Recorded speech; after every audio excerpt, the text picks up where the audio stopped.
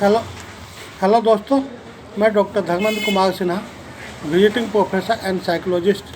मित्रों, कैसे हम तनाव मुक्त रहें और खुशहाल ज़िंदगी जी सकें, इसी पर आधारित आज की मेरी ये थॉट है। मित्रों, जब हम काम करके थक जाते हैं तो ख्याल आता है कि थोड़ी नींद ले ली जाए, पर कई बार उसके बाद भी आलस्य दूर नहीं होता।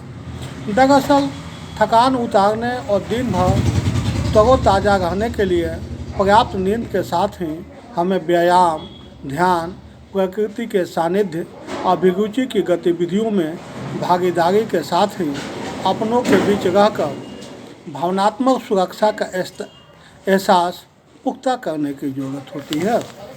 कई घंटे स्क्रीन के सामने बैठकर अपने काम को अंजाम देना, घर और ऑफिस के कामों में सामंजस्य बिठाना और जीवन की ढेर सारी अपेक्षाओं को पूरा करने का लगातार प्रयास करना, आखिर शरीर ही तो है, सो ऐसे में थकान भी स्वाभाविक है। जब हम काम करके थक जाते हैं तो मन में एक ही बात आती है कि चलो अब थोड़ी नींद ले ली जाए, पर कई बार नींद लेने के बाद भी हम आलस्य और थकान की गिरफ्त में होते हैं।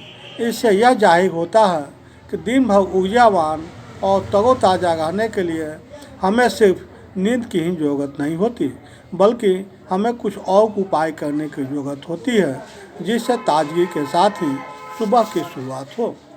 मित्रों, मेडिकल साइंस के अनुसार नींद लेना और आराम करना दोनों में अंतर है। थकान होने पर जब हम नींद लेते हैं तो यह सोचते हैं कि हमने आराम कर लिया है, लेकिन यह सच नहीं है कि हमने आराम कर लिया है। वास्तव में हम वह आराम कर ही नहीं रहे हैं जिसकी हमें ज़रूरत है। हम सिर्फ यह सोचते हैं कि लगातार काम किया है तो लंबी नींद भी तो ले ली है। यदि हमारा शरीर थका होगा तो हम कोई काम नहीं कर पाएंगे और करने की कोशिश करेंगे तो अच्छा परफॉर्मेंस नहीं दे पाएंगे। इसलिए सबसे ज़रूरी है शरीर को आराम देना। शरीर को आराम देने की दो स्थितियां हैं, एक है सक्रिय, दूसरा है निष्क्रिय आराम। निष्क्रिय आराम में हम नींद या झपकी लेते हैं, जबकि सक्रिय आराम में योग, मेडिटेशन, स्ट्रेचिंग और मसाज जैसी सेहत को तरोताज़ा करने वाली गतिविधियां करते हैं, जो रक्त संचार को बढ़ाकर शारीरिक एवं मानसिक रूप से हमें थकान मुक्त करती है।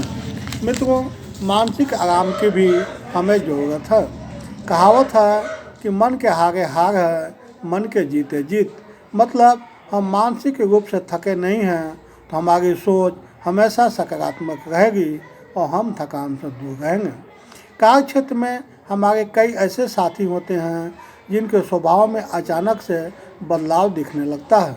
वे छोटी छोटी बातों में झुलाते हैं, उनके व्यवहार में चिड़चिड़ापन होता है और वे अपने काम भूलने लगते हैं।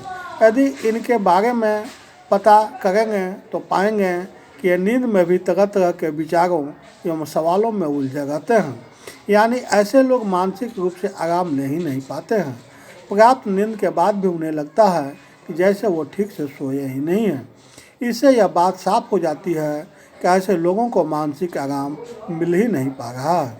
मानसिक आराम लेने के लिए जरूरी नहीं है कि आप लंबी छुट्टी पर जाएं या निष्क्रिय रहें। इसके लिए आपको अपने काम के तरीकों में बदलाव लाना होगा। जैसे काम के दौरान हर 2 घंटे के अंतराल में छोटा सा ब्रेक जरूर लें।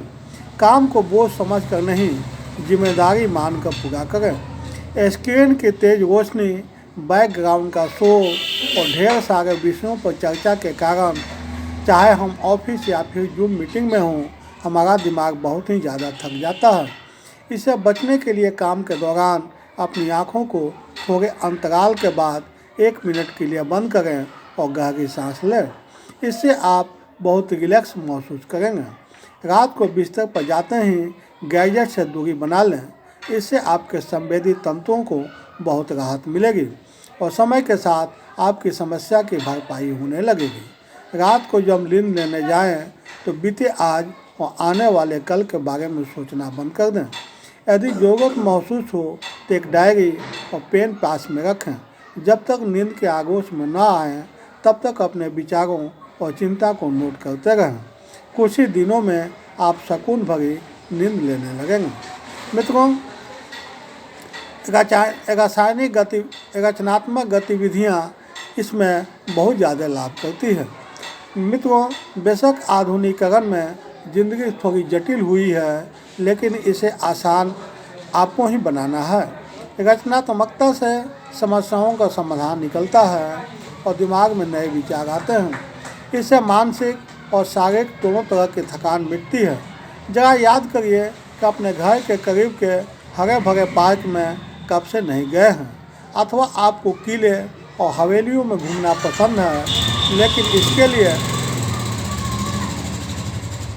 मित्रों जरा याद करिए कि अपने घर के करीब के हरे भरे पार्क में कब से नहीं गए हैं, अथवा आपको किले और हवेलियों में घूमना पसंद है, लेकिन इसके लिए आपने कब से समय नहीं निकाला है।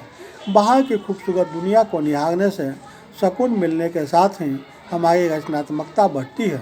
यह मत भूलें कि आपके मन को क्या अच्छा लगता है, संगीत सुनना, गुनगुनाना या फिर तुलिका से कैनवास पर अपने विचारों को उकेरना। इसके अलावा आपको एक अच्छे दोस्त की भी आवश्यकता है। कई बार हम उन रिश्तों को पहचान नहीं पाते हैं जो हर कठिन परिस्थितियों में हमें ऊर्जा से भर देते हैं। काम की आपाधापी में हम समाज, करीबियों और दोस्तों से कट जाते हैं। याद रखें कि हितैषियों के साथ हमेशा संबल बनता है। वे हमें मानसिक एवं भावनात्मक सुकून के एहसास से भर देते हैं। अपने आसपास मौजूद सकारात्मक एवं सहयोग देने वाले लोगों को अपना बनाएं। उनसे अपनी परेशानी शेयर करें। याद रखें कि अगर समस्या है तो उसका समाधान भी है। मित्रों, सबसे महत्वपूर्ण टिप्स कि आध्यात्मिकता हमें सकारात्मक बनाती है। इससे तन एवं मन दोनों ही तरोताज़ा रहते हैं। प्रार्थना करें, ध्यान करें और जिस शक्ति पर गहरी आस्था है उसका धन्यवाद करें। मित्रों, ये जो मैंने टिप्स बताया, ये काफ़ी मनोवैज्ञानिक और व्यवहारिक टिप्स हैं। इसे आप अपनी ज़िंदगी में इस्तेमाल करें और देखिए कि किस तरह से आप स्ट्रेसफुल लाइफ को एंजॉय कर पाते हैं। मित्रों, मेरे वीडियो को ज़्यादा से ज़्यादा फॉरवर्ड, शेयर एंड सब्सक्राइब करें ताकि अन्य लोग भी इससे लाभ उठा सकें। अंत में आप मेरे वीडियो को देख रहे हैं, समय दिए, इसके लिए so many thanks to you.